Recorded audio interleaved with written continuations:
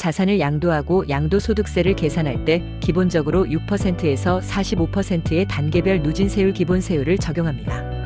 다만 부동산 투기 억제를 위해 세법은 고율의 중과세율을 별도로 규정하고 있습니다. 기본세율 대신 중과세율이 적용되는 경우와 주의할 사항을 살펴보겠습니다. 분양권은 여러 차례 개정을 거쳐 현행 세법에서는 가장 높은 세율을 적용합니다. 2021년 6월 1일 이후 양도한 분양권은 지역에 관계없이 60%의 세율을 적용합니다. 2년 이상 보유하더라도 60%의 세율을 적용받으니 주의가 필요합니다. 고율의 세율을 피하려고 다운 계약서를 작성하면 형사처벌을 받을 수 있으니 잘못된 선택을 하지 않아야 합니다. 주택과 조합원입 주권을 2021년 6월 1일 이후 양도하면 보유기간에 따라 세율이 달라집니다. 1년 미만은 70%, 1년 이상, 2년 미만은 60%의 세율을 적용합니다. 2년 이상 보유한 경우 기본 세율을 적용하며 이는 분양권과 차이가 있습니다. 조합원입 주권은 원조합원인지 승계조합원인지에 따라 취득일 기준이 달라질 수 있습니다. 원조합원은 종전 부동산 취득일부터 양도일까지를 보유기간으로 인정받을 수 있습니다.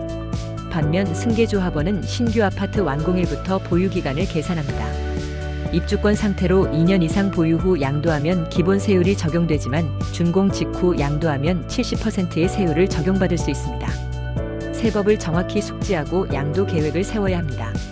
주택, 조합원입 주권, 분양권 외 자산을 양도하면 보유기간이 1년 미만인 경우 50%, 1년 이상 2년 미만인 경우 40%의 세율을 적용합니다. 수용이나 협의 매수 등 불가피한 양도도 토지 보유기간이 2년 미만이면 중과세율이 적용된다는 조세심판원 판례가 있으니 참고해야 합니다. 예를 들어 2010년 1월 1일 취득한 주택을 2023년 3월 1일 사망으로 상속받은 자녀가 2024년 2월 1일 양도한다면 1년 미만 보유로 70%의 중과세율이 적용될 수 있습니다.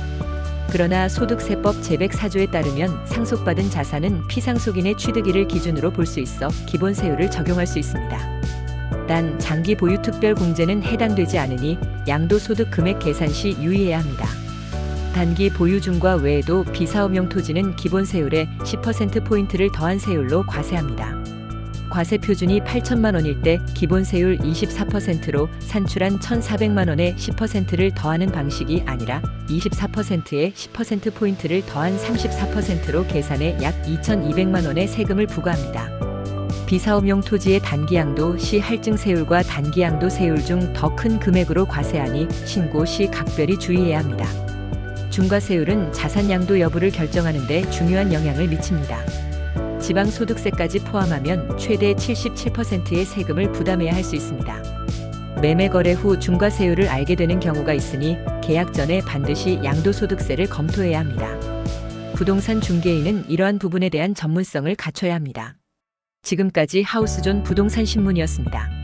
지속적으로 부동산 뉴스와 매물을 동시에 받아보시려면 구독과 좋아요 부탁드립니다. 감사합니다.